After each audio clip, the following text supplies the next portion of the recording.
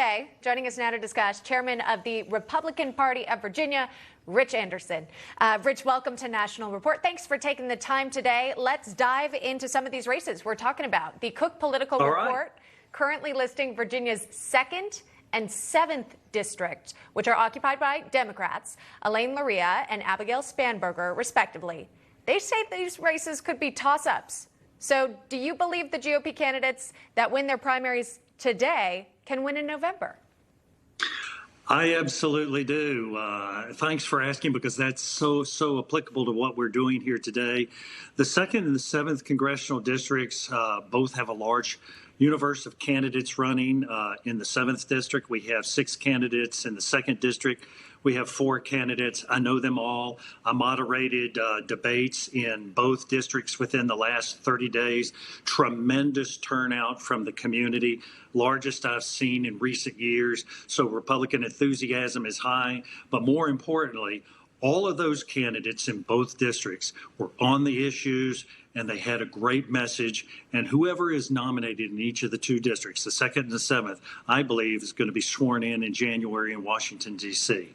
Very optimistic outlook that you are sharing with us this morning. Let's talk about the state of Virginia as a whole, quite frankly. We were all watching that election where Glenn Youngkin won the state, turning the state red, essentially here. What do you think it was that really resonated with voters when it came to Youngkin's campaign, and how can candidates apply that to their own election bids?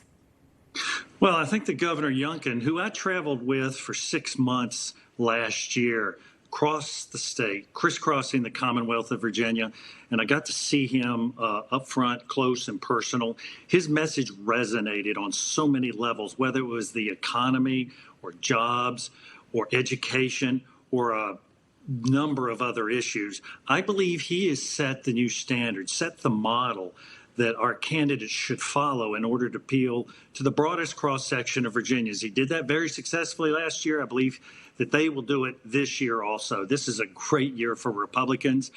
Republican polling is the highest it's ever been in the modern era of polling. The RNC has been consistently outraising the DNC. And so consequently, I think that we are well positioned. The Democrats have been our greatest allies in all of this. So again, whoever is nominated in the 2nd and the 7th here in Virginia, I believe they will go to Washington. You talk about the key issues that are on voters' minds right now, some of them at least being inflation and high gas prices, which we know affect everyone across the nation, but let's zero in on Virginia. Inflation, as we know, nationally rose to 8.6% in May. It's a 40-year high.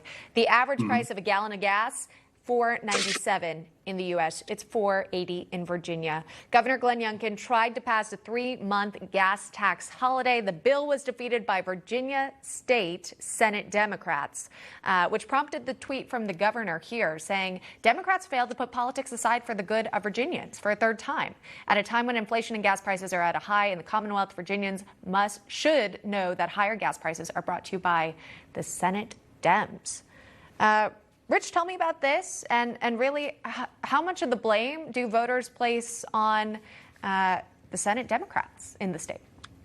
Well, one of the things I've done is I've tried to be a very mobile state party chairman, traveling from one end of Virginia to the other. I consistently put several thousand miles on my automobile every month doing so, and I hear this consistently, not only from Republicans, but also from independents and softer Democrats. Their concerns about all this. Governor Youngkin invested considerable energy and vision into temporary relief with the Virginia gas tax, and these obstructionist Democrats in the Senate of Virginia blocked him at every turn. I think on 3 different occasions they voted and blocked it. So these individuals are going to pay a high price, not just this year, but next year when the Senate of Virginia is up for re-election. We intend to flip that body. Right now, there's a 21-19 split. At the very least, we intend to flip 2 of those seats.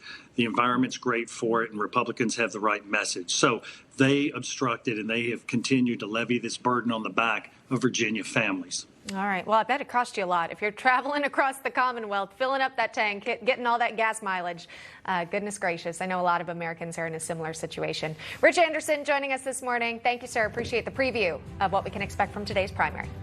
Thank you. We're going to win.